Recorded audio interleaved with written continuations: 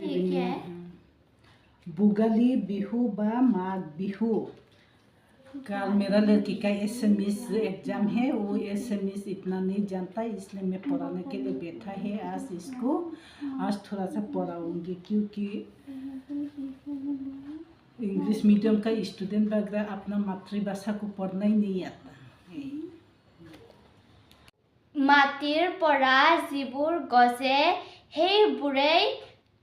সেইবোৰে উদ্ভিদ বোলে, যেনে গছ, লতা, বন।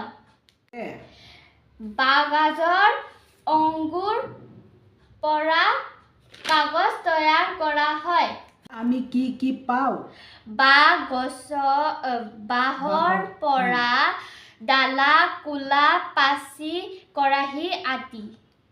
लड़की को पढ़ा दी है, वो सही उत्तर दिया है, अच्छा से पढ़ा वो इसने। कल एसएमएस एग्जाम में अच्छा से लिख पाएगा बोल के मैं सोचते हैं। हाँ, आज के लिए बाय बाय।